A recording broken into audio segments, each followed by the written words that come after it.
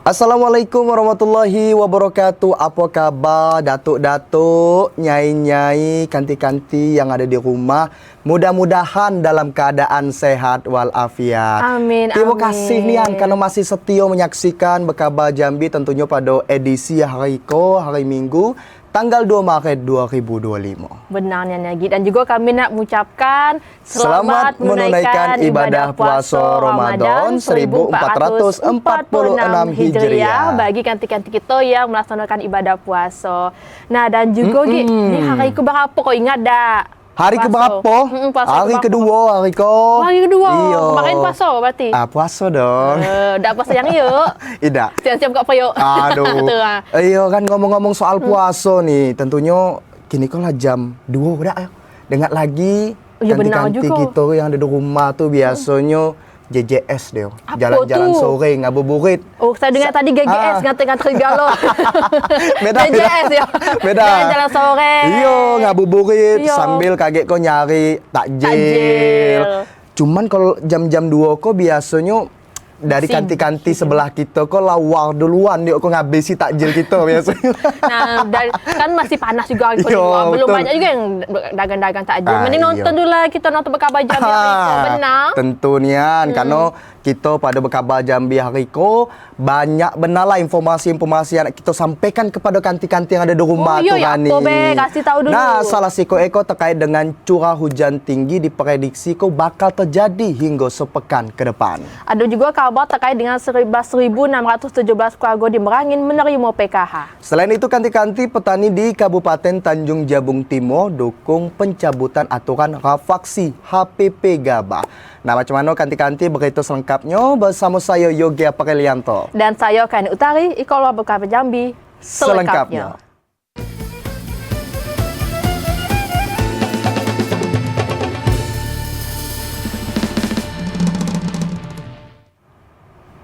Mengawali informasi pertama, kanti-kanti BMKG Stasiun Meteorologi Sultan Taha Jambi memprediksi kondisi cuaca di Provinsi Jambi selama sepekan ke depan berpotensi hujan dengan intensitas ringan hingga lebat.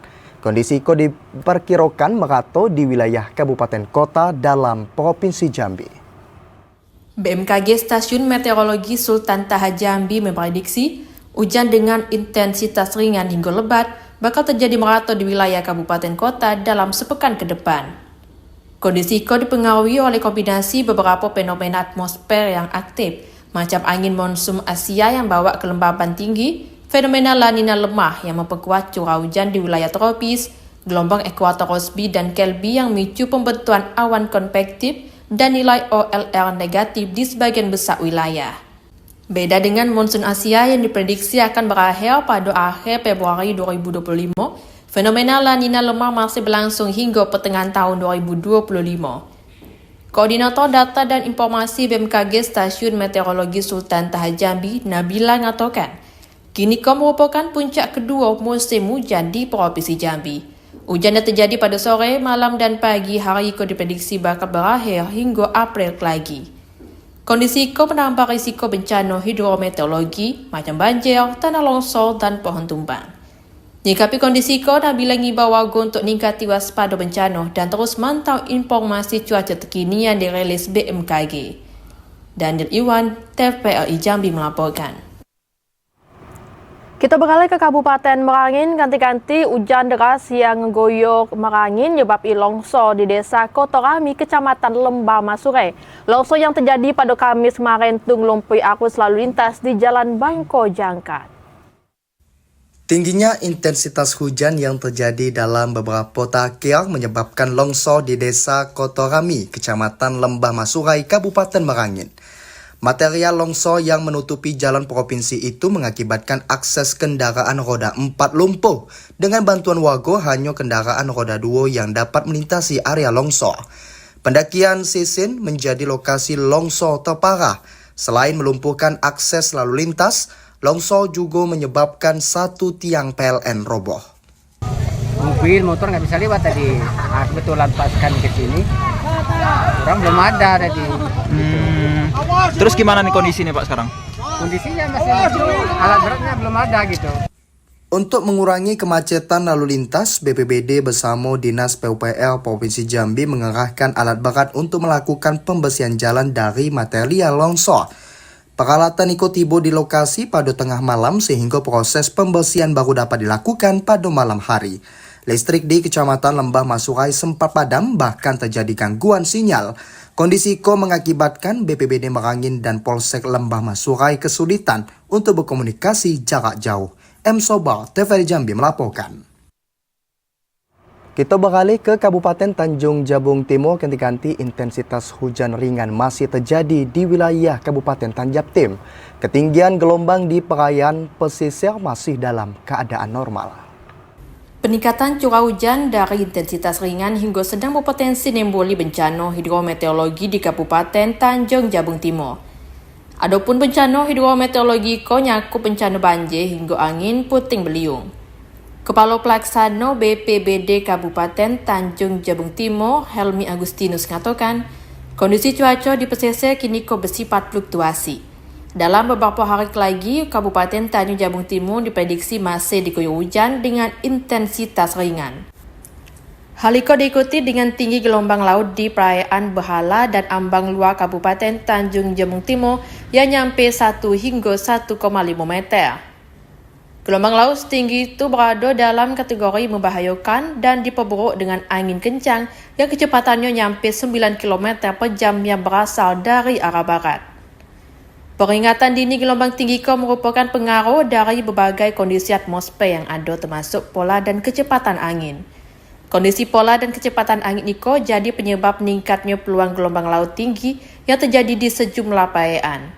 Begitu juga dengan hembusan angin di laut yang sebelumnya dalam kondisi normal, sekejap bisa mengalami perubahan, sehingga berisiko nian untuk nelayan dalam melakukan aktivitas melaut.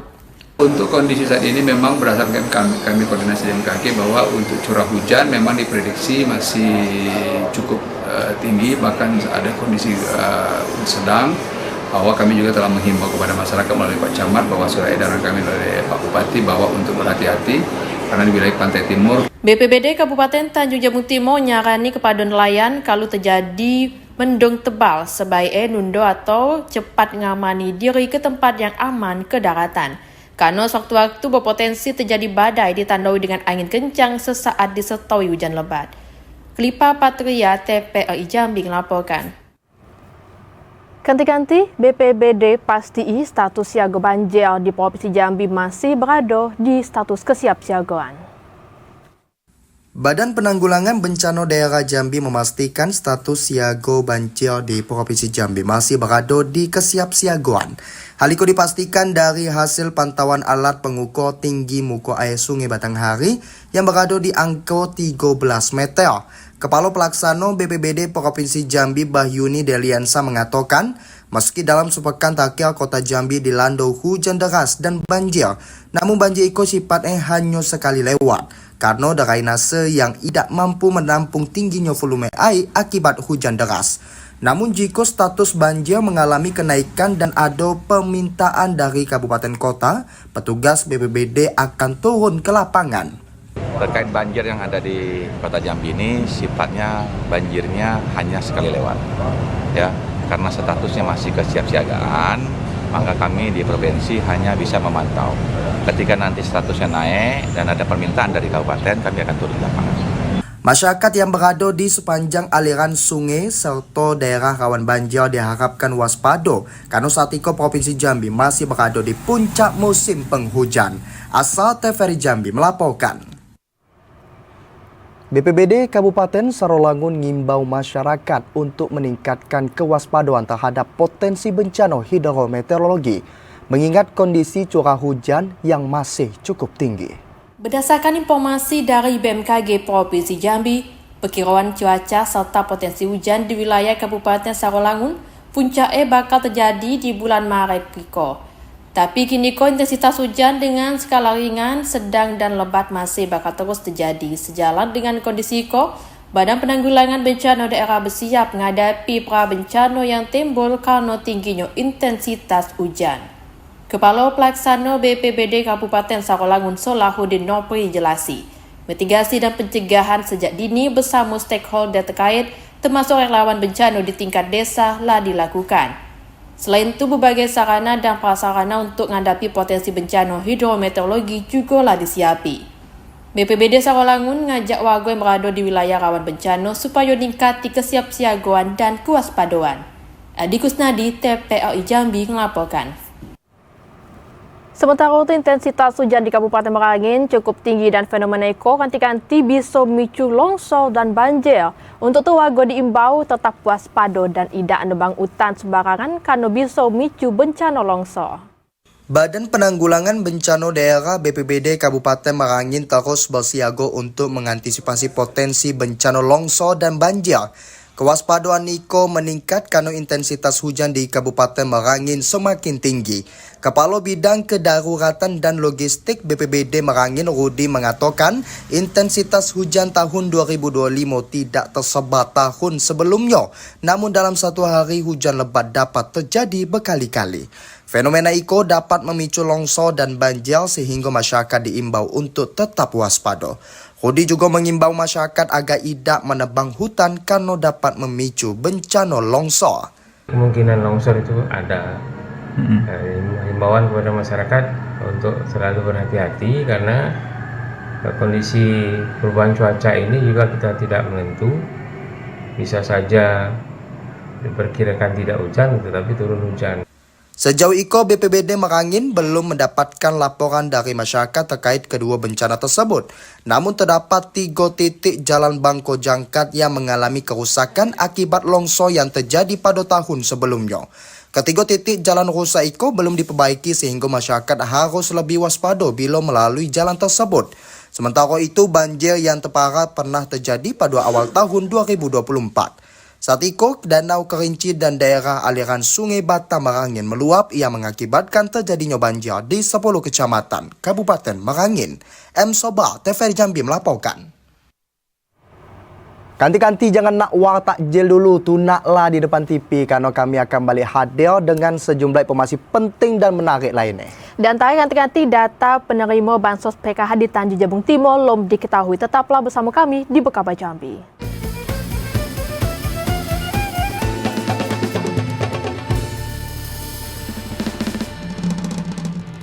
Terima kasih ganti-ganti masih setia menyaksikan Bekaba Jambi. Kok saya nak nanya dulu kok ke cewek sebelah saya kok yang paling cantik kan? Oh, lagi berarti saya.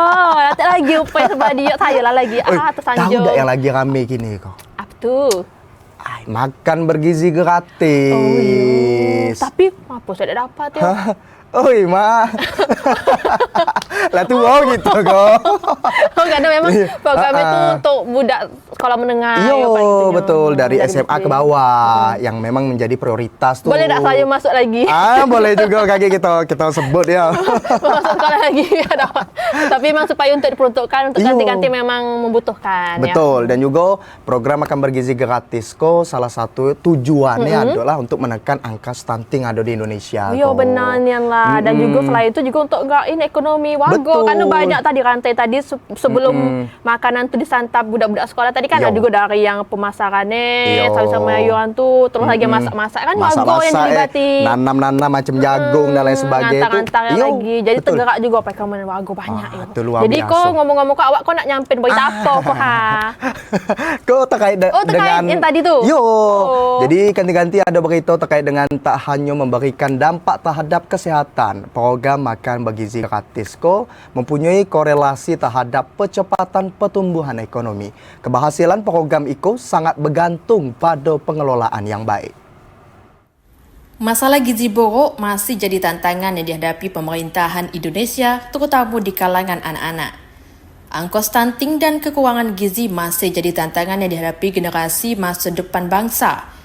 Hadirnya program makan bergizi gratis MBG pada awal tahun ini jadi salah satu solusi konkret untuk menekan angka stunting dan kekurangan gizi pada anak.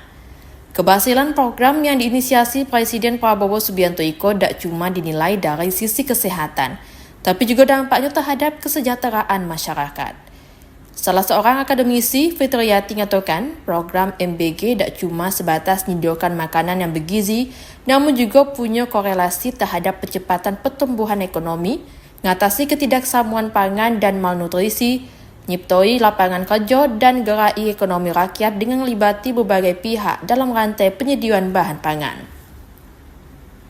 Tak cuma itu, program IKO juga dorong terciptanya ekosistem yang saling dukung antara sektor pertanian, perdagangan, dan jasa pangan.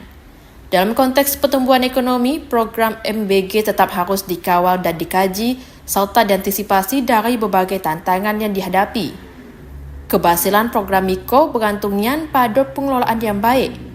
Kalau konsumsi masyarakat meningkat tanpa diimbangi dengan kesediaan barang dan jasa yang cukup, maka bisa memicu terjadi inflasi. Fitriati nambahi, dalam program MBG IKO, warga lokal tak cuma jadi penerima manfaat, tapi juga jadi bagian penting dari proses penyediaan pangan yang bergizi. Dalam pelaksanaannya, program MBG melibati pihak penyedia makanan, siswa yang nyantapnya, dan warga yang membantu mesti kelancaran distribusi dan kualitas makanan yang disediakan. Seluruh pihak harus bekerjasama untuk memastikan program IKO berjalan dengan lancar dan ngasih manfaat yang maksimal. Daniel Iwan, TVRI Jambi melaporkan. Ganti-ganti data penerima bantuan PKH tahun 2025 di Kabupaten Tanjung Jabung Timur masih belum diketahui.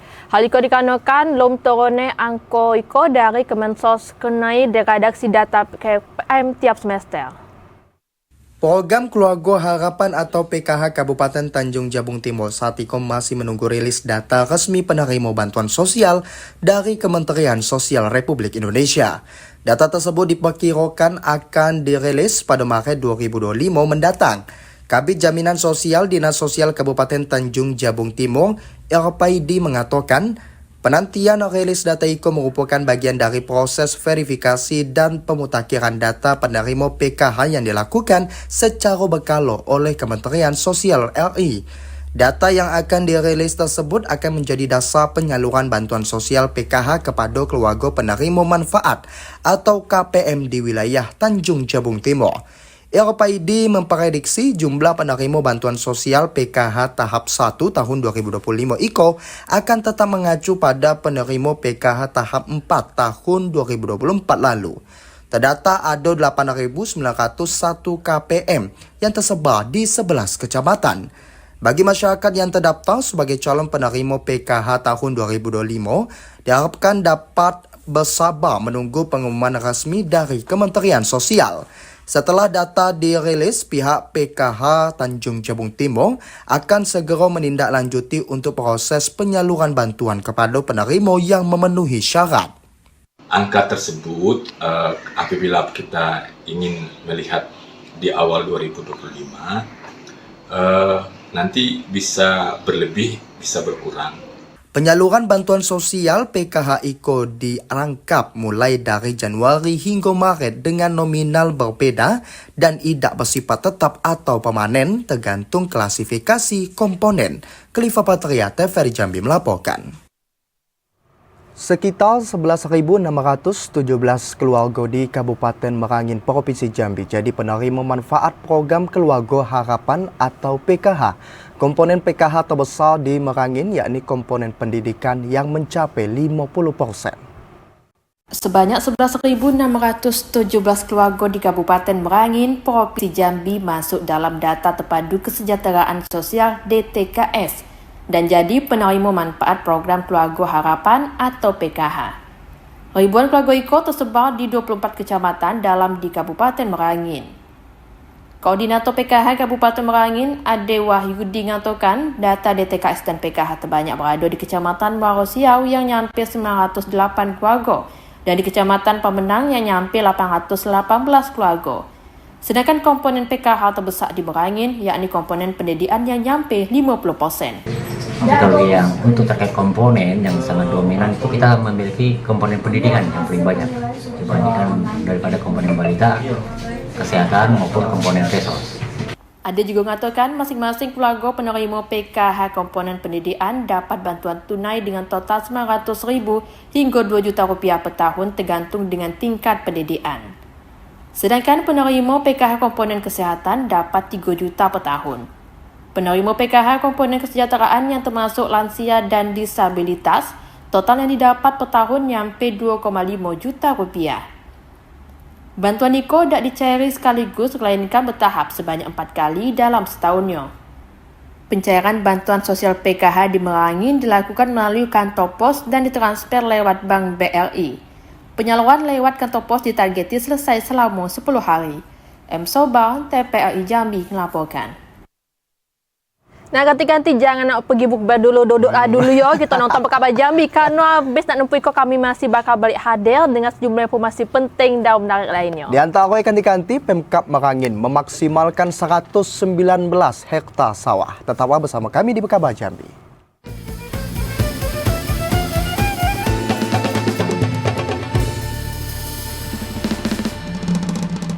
Terima kasih ganti-ganti masih nonton Berkabar Jambi. Nah, saya nak cicak dulu kalau bahasa tidak ya. Cicak dulu sama kanti kita.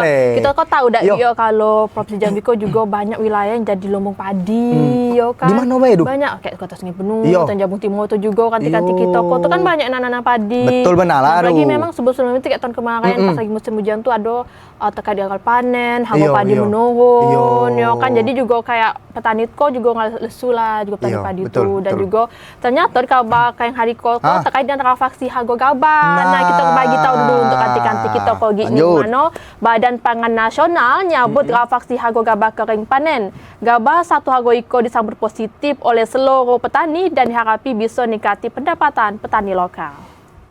Badan Pangan Nasional telah mencabut transaksi harga pembelian pemerintah atau HPP gabah dan menetapkan harga gabah kering panen di tingkat petani sebesar Rp6.500 per kilogram.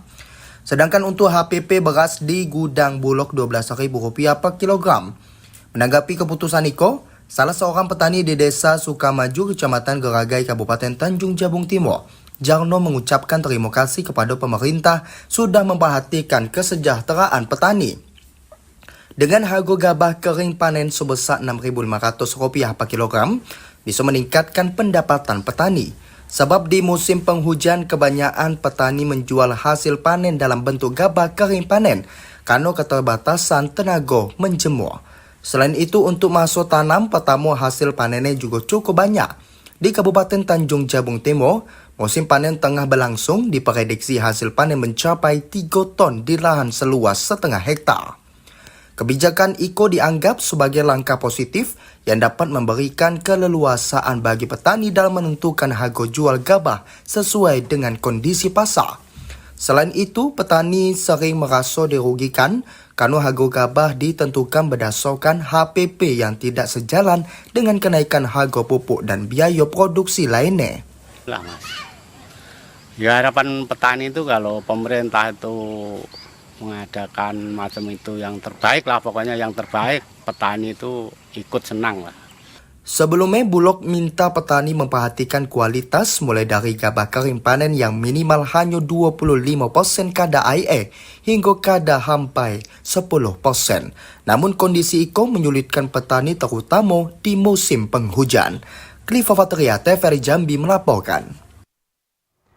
Pemerintah Kabupaten Merangin bersama Brigade Pangan mengoptimalisasi 119 hektar sawah di 2 kecamatan. Lahan persawahan di sana diupayakan dapat ditanam dan dipanen sebanyak 3 kali dalam setahun. Pemerintah Kabupaten Merangin dak wujuti program cetak sawah pada tahun 2025 kado dak ada lagi lahan kosong berusia di atas 15 tahun yang berpotensi digarap sawah yang baru. Pemerintah Kabupaten Merangin maksimali lahan persawahan yang ada untuk dukung program swasembada pangan yang merupakan cita-cita dari Presiden Prabowo. Bersama Brigade Pangan dan kelompok petani, Dinas Tanaman Pangan dan Hortikultura Kabupaten Merangin melakukan optimalisasi lahan seluas 119 hektar yang berada di Kecamatan Tabel Ulu dan Tabel Lintas. Lahan persawahan di sana diupayakan bisa ditanam dan dipanen sebanyak 3 kali dalam setahunnya. Saat ini sudah secara tim, kemudian ke masing-masing personil anggota Brigade Pangan, kemudian penyuluh kita di lapangan, koordinator, kita tim dari DTPH juga itu sudah selalu koordinasi dengan unsur TNI juga. Kini dinas terkait melakukan penyuluhan di 2 kecamatan tersebut. Sementara itu, kelompok petani di sana melakukan persiapan untuk penanaman berikutnya. M. Soba, TVRI Jambi melaporkan. Perbaikan sistem irigasi jadi hal yang penting nian dalam mencegah banjir dan dukung ketahanan pangan. Perbaikan dan peningkatan kualitas infrastruktur irigasi bakal budaya pasokan dan mengurangi risiko genangan air yang berpotensi merusak sawah. Perbaikan sistem irigasi menjadi hal yang sangat penting dalam mendukung ketahanan pangan dan mencegah banjir, terutama di wilayah pertanian dalam Kabupaten Kerinci. Perbaikan dan peningkatan kualitas infrastruktur irigasi akan mempermudah pasokan air bagi petani, serta mengurangi risiko genangan yang berpotensi merusak sawah. Salah satu daerah yang mendapat perhatian, yakni Kecamatan Air Hangat. Di Kecamatan Iko, banyak saluran irigasi yang mengalami pendangkalan dan harus diperbaiki. Camat Air Hangat, Dev Risman mengatakan, tidak hanya untuk produktivitas petani, sistem irigasi yang baik juga berperan dalam pengendalian banjir, khususnya di wilayah Kecamatan Air Hangat yang dilintasi langsung oleh aliran Sungai Batang Merau. Perlukan intervensi jaringan irigasi, yang dimana jaringan irigasi itu ada yang menjadi kewenangan Balai Wilayah Sungai Provinsi Jambi, kemudian ada yang menjadi kewenangan daripada Provinsi Jambi, bahkan ada yang menjadi kewenangan daripada kabupaten Kerinci. Pemerintah daerah Kabupaten Kerinci berencana untuk memperluas cakupan perbaikan irigasi agar seluruh lahan pertanian mendapatkan pasokan air yang lebih optimal. Upaya itu diharapkan dapat meningkatkan ketahanan pangan serta mengurangi risiko bencana yang berpengaruh pada sektor pertanian. Iluan TVRI Jambi melaporkan. Kanti-kanti jangan nak ngelala bebo dulu tu, naklah di depan TV karena kami akan balik hadir dengan sejumlah informasi penting dan menarik lainnya untuk kanti-kanti yang ada di rumah. Dan tahu kanti-kanti 44 miliar rupiah dana APBD pemerintah Kota Jambi diefisiensi. Nah, tetaplah berkabar Jambi selengkapnya.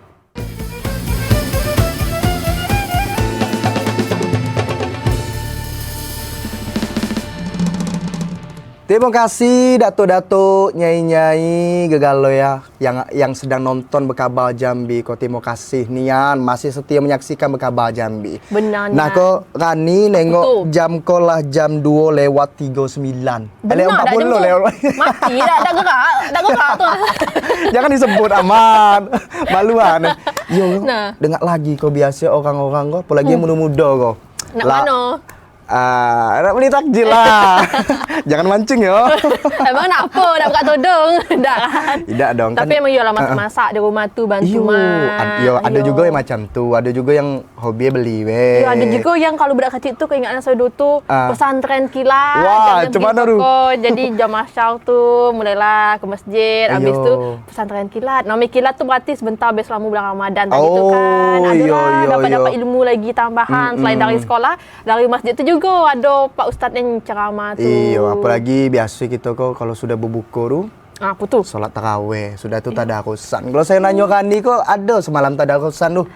Itulah kan awak ko dak main dekat masjid saya, dak dengar saya tadarus adanya nang. Kaget lah ya get main ke rumah saya ya. Ya, saya dak nganing kan kau. Macam mana Rani ke baca Quran tu kan. Mana tahu kan merdu kan. Jadi kalau merdu tu bisa lagi suruh ikut lomba MTQ.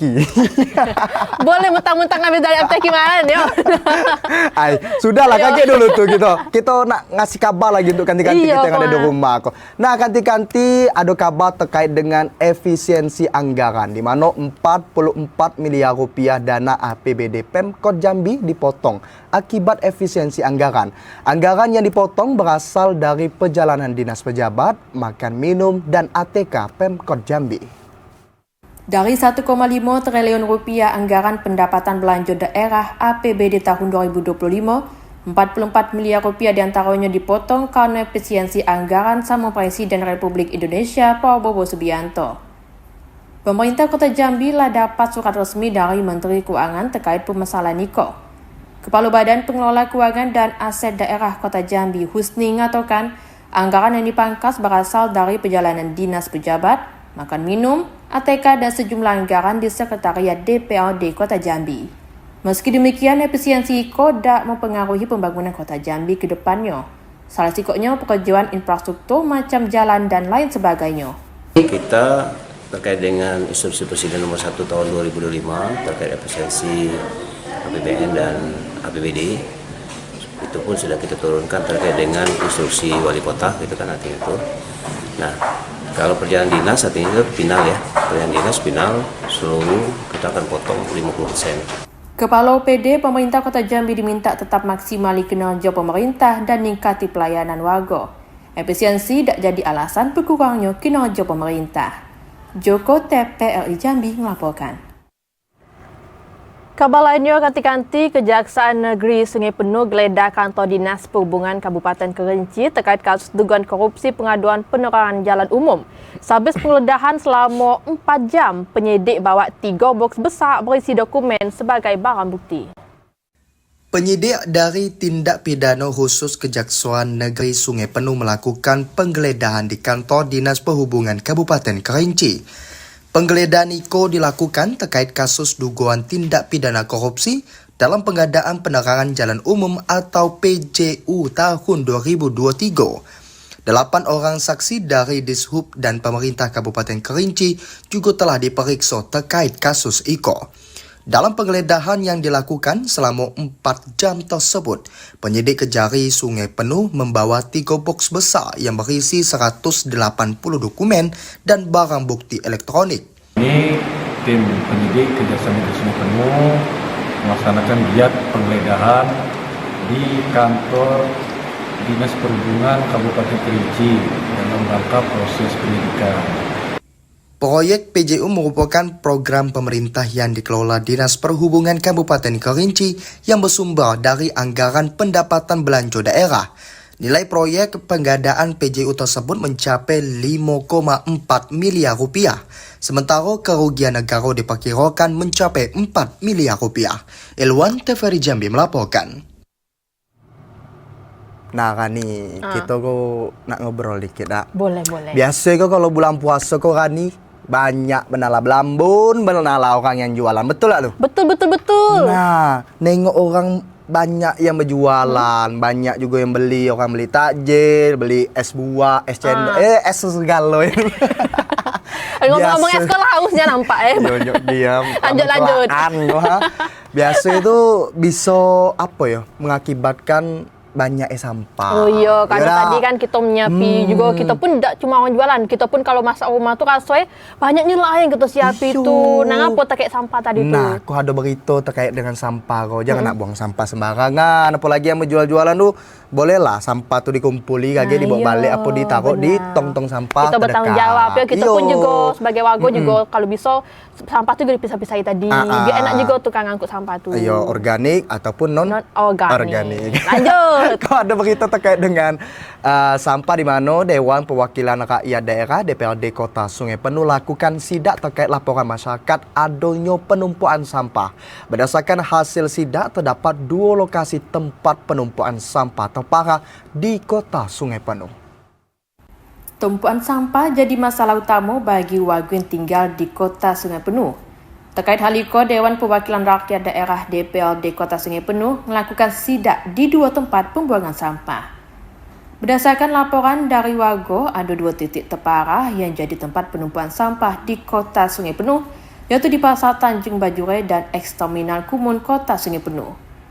Ketua DPRD Kota Sungai Penuh, Putri Randa mengatakan pihaknya telah berkoordinasi dengan Dinas Lingkungan Hidup dan langsung melakukan pembersihan dan pengangkutan sampah ke tempat pembuangan sampah yang berada di daerah rendah pandan tinggi. Kegiatan pembersihan sampah bakal terus berlanjut sehingga warga tidak ngeluh lagi tentang bau busuk yang terjadi akibat penumpuan sampah itu. Mungkin permasalahan sampah yang menumpuk di sumber-sumbernya itu kita lakukan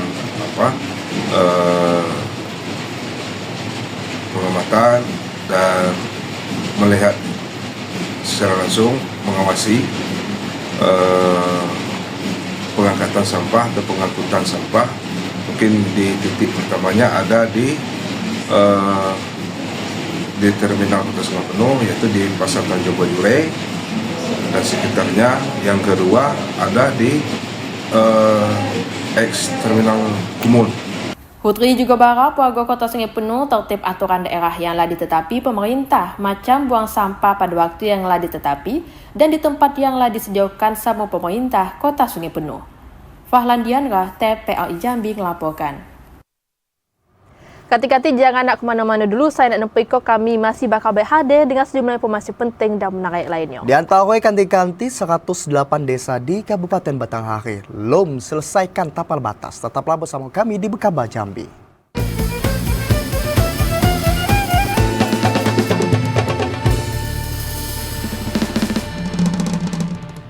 Terima kasih kanti-kanti masih nonton Bekaba Jambi. Kanti-kanti 108 desa di Kabupaten Batanghari hingga kini belum punya kapal batas. Saling klaim potensi sumber daya alam di masing-masing desa jadi salah sikok kendala pemerintah dalam menentui tapal batas. Wilayah atau tapal batas pedesaan di Kabupaten Batanghari masih dalam tahap pembahasan Pemkab di tahun 2025 untuk dilakukan penyelesaiannya. Sebanyak 108 desa di Kabupaten Batanghari hingga kini belum memiliki tapal batas. Kepala Dinas Pemberdayaan Masyarakat dan Desa Batanghari Taufik mengatakan, untuk menuntaskan masalah tapal batas, pihak akan melakukan koordinasi dengan masing-masing desa setempat maupun unsur berwenang lainnya yang terlibat dalam menentukan batas desa tersebut, mulai dari syarat administrasi serta dokumen pendukung lainnya. Sejauh itu ada beberapa kendala yang masih dihadapi pemerintah dalam menentukan tapal batas, seperti pihak desa yang saling mengklaim soal potensi sumber daya alam yang ada di masing-masing desa tersebut. Taufik juga mengatakan sebelumnya di tahun 2024 lalu, pihaknya telah melakukan proses penyelesaian tapal batas di 2 desa di Kecamatan Bajubang. Saat itu, tahapan dokumen batas wilayah telah dilengkapi dan akan ditindaklanjuti ke Badan Informasi Geospasial guna menetapkan batas definitif desa. Ade Juniawan, TVRI Jambi melaporkan. Kati-kati demikian Bekaba Jambi hari ini. Terima kasih atas perhatian dan kebersamaannya. Dan saya Gia Perlianto. Dan saya Kain Utari bersama kabar kerja petugas pamit undur diri. Wassalamualaikum warahmatullahi wabarakatuh dan sampai jumpa.